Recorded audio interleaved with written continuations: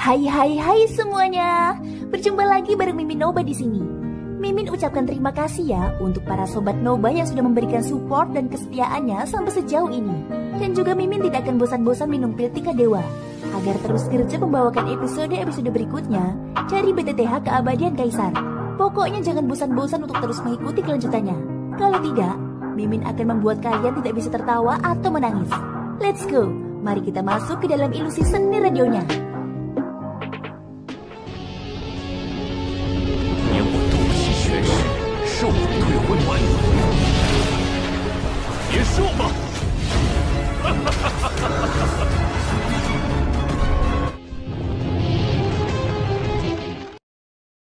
Halo Sobat Noba, melanjutkan cerita dari episode sebelumnya ya. Wajah Xiaoyan memanas saat ia menatap murung Qian-Qian yang tak sadarkan diri di depannya. Xiaoyan tentu saja mengerti makna di balik kata-kata Guyao. Titik akupuntur utama pada jalur Qi yang disebutkan Guyao adalah titik-titik yang paling sensitif bagi seorang wanita. Begitu murung Qian-Qian terbangun saat dipijat, kemungkinan kesalahpahaman akan menjadi lebih besar. Xiaoyan menghela nafas dalam-dalam. Kedua alisnya bertautan erat saat dia memikirkan solusi dalam hatinya. Jika memungkinkan, dia tidak ingin berurusan dengan wanita muda di depannya ini. Sayangnya meskipun Xiaoyan telah memeras otaknya, dia masih tidak dapat memikirkan solusi yang lebih baik. Dari apa yang terlihat dalam situasi saat ini, apa yang dikatakan Guyao sangat penting. Xiaoyan memejamkan matanya rapat-rapat dan menggelengkan kepalanya tanpa daya. Namun ia segera mengangguk dengan berat. Setelah itu ia menghirup udara dalam-dalam. Baru pada saat itulah Xiaoyan tampak telah membuat semacam keputusan. Tangannya perlahan terulur dari balik lengan jubahnya. Ia mengulurkan dua jari. Dengan gerakan memutar tangannya, kedua jari itu menekan titik tertentu di perut bagian bawah wanita muda itu. Permisi, saya harap Anda bisa mengerti. Saya melakukan semua ini demi kebaikan Anda, ucap Xiaoyan dengan suara rendah. Jari Xiaoyan langsung menekan perut bagian bawah yang rata milik wanita yang terbungkus jubah hitam itu. Meskipun terbungkus jubah hitam, tubuh indah dan proporsional wanita muda itu masih terpampang sempurna di depan mata Xiaoyan. Terlebih lagi dengan kontras jubah hitam dan sikap wanita muda yang mengantuk saat ini, daya tarik yang diberikannya kepada orang lain tidak tertahan. Sebaliknya daya tariknya menjadi semakin memikat saat ini. Meskipun jari Xiaoyan telah menekan jubah hitam itu, bagaimana kain kasa tipis itu bisa menutupi tubuh wanita muda yang lembut dan cantik itu? Seketika perasaan halus yang tidak biasa dengan cepat mengalir ke dalam pikiran Xiaoyan. Kehangatan samar tersalurkan ke ibu jari Xiaoyan melalui kain kasa hitam, menyebabkan perasaan halus itu tampak sangat. Ketika perasaan itu muncul dalam benak Xiaoyan, wajahnya langsung merah. Bahkan kedua jarinya yang menekan perut bagian bawah wanita muda itu pun tanpa sadar bergetar. Untungnya kekuatan mental Xiaoyan jauh dari yang bisa dibandingkan dengan orang biasa. Dalam beberapa tarikan nafas, Xiaoyan dengan cepat menjadi tenang. Wajahnya yang memerah juga berangsur-angsur pulih. Setelah menghembuskan nafas dalam-dalam, Xiaoyan sekali lagi berkonsentrasi. Segera ia mengerahkan tenaga di lengannya dan memutar pergelangan tangannya dengan lembut. Ibu jarinya mulai memijat perut bagian bawah wanita muda itu dengan lembut. Setelah pijatan Xiaoyan, doge dalam pusaran di tubuh wanita muda itu mulai sedikit bersirkulasi. Pada saat yang sama, efek obat dari pil obat yang belum menyebar di tubuh murung Qian-Qian juga mulai bergerak aneh saat ini. Oh, berhasil! Merasakan hal ini, Xiaoyan langsung bersukacita di dalam hatinya. Tanpa disadari, ia juga meningkatkan kekuatan pijatan jarinya. Pada saat yang sama, kecepatan penyebaran efek obat dalam tubuh wanita muda itu juga meningkat. Seiring berjalannya waktu, posisi jari Xiaoyan juga berangsur-angsur berubah dari perut bagian bawah wanita muda itu. Kemanapun ibu jari Xiaoyan menyentuhnya, khasiat obat dalam tubuh wanita muda itu juga akan sepenuhnya menutupinya. Wajah pucat murung Qian-Qian akhirnya kembali berwarna. Seiring berjalannya waktu, jari Xiaoyan juga secara bertahap berpindah dari perut bagian bawah murung Qian-Qian ke posisi di atas pinggang wanita muda itu, yang tidak cukup besar untuk digenggam dengan satu tangan. Pada saat ini wajah Xiaoyan tanpa sadar menjadi pucat. Awalnya dia tidak dalam kondisi terbaiknya. Mempertahankan konsentrasi tingkat tinggi secara paksa tidak diragukan lagi sangat melelahkan bagi kekuatan mental Xiaoyan. Pada saat ini jubah panjang hitam Xiaoyan dari ujung kepala sampai ujung kaki sudah basah kuyup oleh keringat. Xiaoyan mengatupkan giginya erat-erat. Nafasnya dari hidungnya menjadi semakin kasar. Benang-benang keringat terus mengalir turun dari dahi Xiaoyan, berkumpul di dagu Xiaoyan dan berubah menjadi tetesan air sebening kristal. Setelah itu dengan suara tetesan, Air keringat itu menetes ke batu hijau di depan Xiaoyan. Pada saat yang sama di bawah pengaruh pil obat, Murong Qianqian yang awalnya tidak sadarkan diri kini samar-samar dapat merasakan perasaan aneh.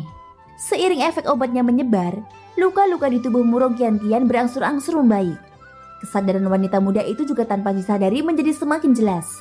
Di tengah ketidakjelasannya, perasaan aneh itu telah menjadi semakin jelas dalam kesadaran wanita muda itu.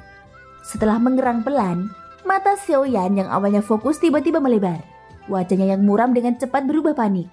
Wajah pucat Xiaoyan akhirnya mengalihkan pandangannya ke arah Murong Qianqian yang masih tak sadarkan diri.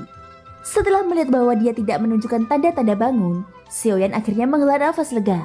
Tatapannya masih dipenuhi dengan kecurigaan saat dia menatap mata indahnya yang tertutup rapat. Tak lama kemudian, wajah Xiaoyan tampak muram saat ia kembali memfokuskan perhatiannya. Jarinya sedikit gemetar ketika mendarat. Kali ini jari Xiaoyan mendarat di dekat dada wanita muda itu. Area itu bisa dianggap sebagai area yang agak sensitif bagi seorang wanita. Begitu jari Xiaoyan mendarat, wajah pucat Murong Qianqian yang tampak tenang tanpa sadar mengernyitkan alisnya. Ekspresi aneh melintas dan menghilang. Karena itu Xiaoyan tidak menyadarinya. Namun setelah pijatan Xiaoyan, nafas wanita muda itu tanpa disadari menjadi agak tergesa-gesa. Sepasang tangannya yang ramping yang ditutupi oleh jubah hitam juga mengepal erat. Setelah sekian lama, pijatan Xiaoyan akhirnya mencapai titik akupuntur terakhir. Titik akupuntur ini juga telah mencapai jantung Murong Qianqian. Pada saat ini Murong Qianqian yang telah menutup matanya dengan paksa, hampir tidak dapat menahannya lagi. Seluruh tubuhnya yang halus tidak dapat menahan diri untuk tidak sedikit gemetar. Adapun Xiaoyan, karena energi mentalnya sangat terkuras, kekuatan spiritualnya tidak mampu bertahan. Segala sesuatu di depan matanya kemudian menjadi kabur. Sampai suatu saat, tubuh Xiaoyan rileks dan dengan lembut jatuh ke tubuh halus di depannya. Sambil berseru dalam hatinya, mata wanita muda yang tertutup rapat itu tiba-tiba terbuka. Begitu dia membuka matanya, dia melihat wajah Xiaoyan yang kelelahan yang sudah pingsan. Melihat pemandangan ini, ekspresi wanita muda itu tanpa sadar menjadi sedikit lesu. Baru kemudian dia bereaksi. Setiap bagian tubuhnya yang telah dipijat oleh jari Xiaoyan sebelumnya telah dipenuhi dengan kekuatan obat yang lembut. Perasaan hangat memenuhi seluruh tubuh wanita muda itu. Seketika wanita muda itu akhirnya bisa memahami tindakan Xiaoyan sebelumnya. Namun selain itu ada perasaan rumit lain yang tak sengaja muncul di hati wanita muda itu. Bagaimanapun, meskipun Xiaoyan telah menyelamatkannya, tetapi terlepas dari itu, tindakan Xiaoyan sebelumnya dapat dianggap telah menyentuh seluruh tubuhnya dari ujung kepala hingga ujung kaki. Ketika dia memikirkan hal ini, air mata berkilauan tanpa sadar mengalir di sepasang mata wanita muda yang cantik itu. Meskipun dia tahu bahwa Xiaoyan tidak bermaksud melakukan ini, di dalam hatinya dia masih agak tidak dapat menerima hal seperti itu terjadi. Namun setelah wanita muda itu melihat wajah Xiaoyan yang kelelahan, pikiran-pikiran dalam hatinya tiba-tiba berangsur-angsur menjadi tenang. Meskipun faktanya seperti itu, Xiaoyan telah menyelamatkannya beberapa kali. Wanita muda itu mengangkat matanya yang indah dan menatap langit malam yang gelap gulita. Cahaya bulan putih terang tersebar di atas ruang kosong di hutan, menutupi wanita muda itu dan tubuh Xiaoyan yang tak sadarkan diri. Pada saat yang sama di puncak gunung yang tinggi di kedalaman pegunungan Silin, 3 sosok berdiri. Ketiga orang ini adalah Tianying, Singa Api, dan Xionggang. Pada saat ini ada 3 atau 4 sosok lain di belakang mereka bertiga. Mereka berdiri dengan hormat dengan ekspresi ketakutan. Melihat beberapa orang ini, jelas bahwa mereka adalah beberapa bandi bintang 5 yang telah melarikan diri dari Xiaoyan pada siang hari. Hari berikutnya, matahari yang terik menggantung tinggi di langit. Setelah semalaman pemulihan, kondisi keseluruhan Murong Qianqian telah pulih secara signifikan. Sifat ajaib pil obat tingkat D memang tak tertandingi. Dengan bantuan pil obat tingkat D, luka-luka di tubuh Murong Qianqian pulih jauh lebih cepat dibandingkan dengan pemulihan selama 1 bulan di sumber air panas. Pada saat ini kekuatan keseluruhan Murong Qianqian telah pulih setidaknya 30%. Dari sini jelas terlihat betapa menakutkannya energi pil obat tingkat D. Tentu saja meskipun pil obat tingkat D telah sepenuhnya menyatu dengan tubuh Murong Qianqian, kekuatan obat yang terkandung dalam pil obat tersebut belum sepenuhnya diserap oleh Murong Qianqian. Oleh karena itu selama Murong Qianqian berusaha sedikit selama beberapa hari ke depan untuk sepenuhnya mengaktifkan kekuatan obat dalam tubuhnya, kemungkinan besar luka-luka Murong Qianqian akan pulih kembali ke puncaknya dalam waktu kurang dari seminggu. Pada saat itu Xiaoyan akan bisa meninggalkan gadis yang membuatnya merasa kesal itu. Meskipun luka-luka di tubuhnya telah sembuh, Murong Qianqian tidak menyia-nyiakan kesempatan ini. Memanfaatkan kondisinya yang baik saat ini, dia buru-buru duduk. Tangannya yang halus seperti batu giok saat membentuk segel kultivasi.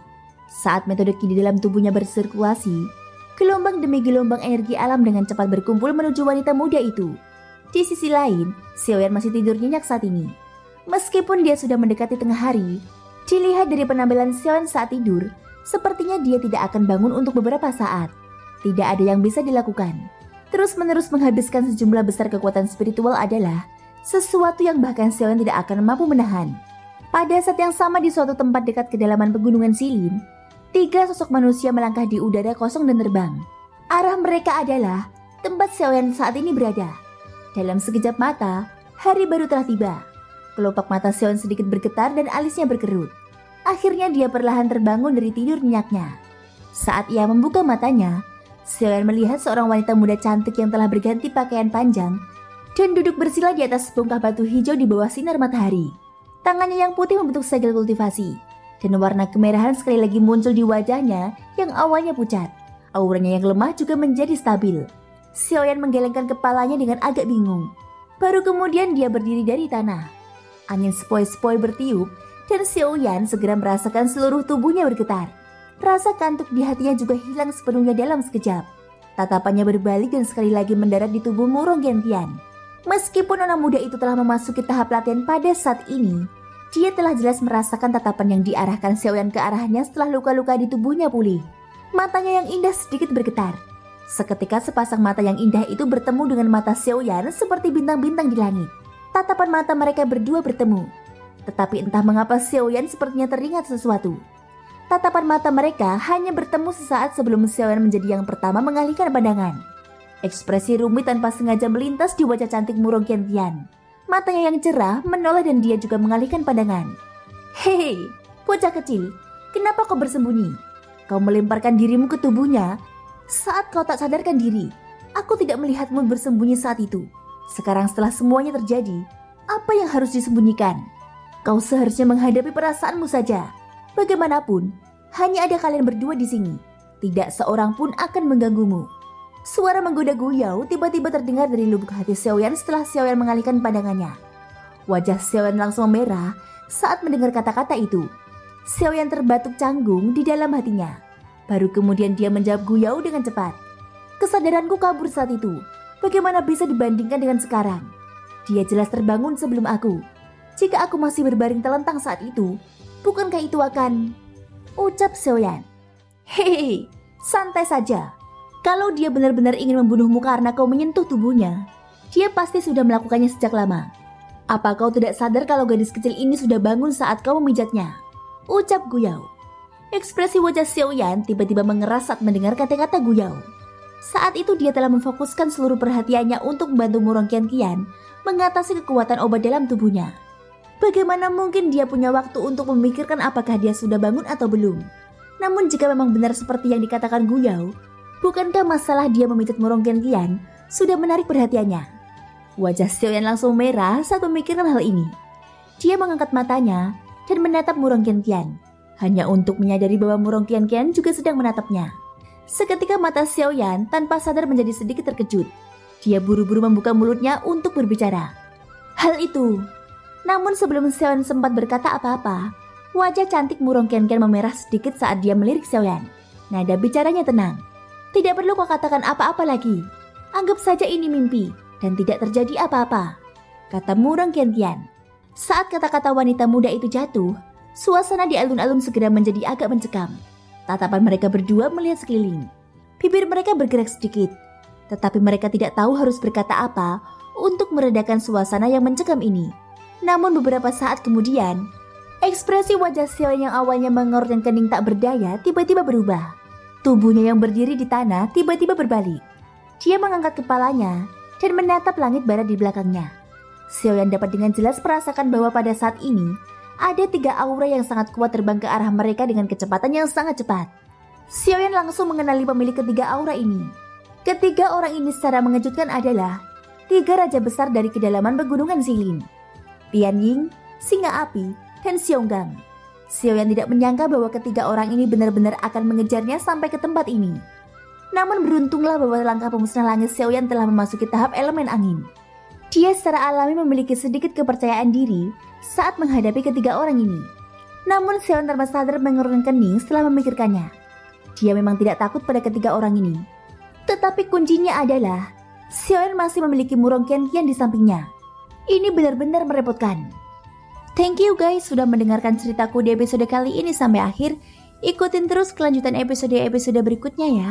Semoga hari kalian menyenangkan. Sampai jumpa dan bye-bye.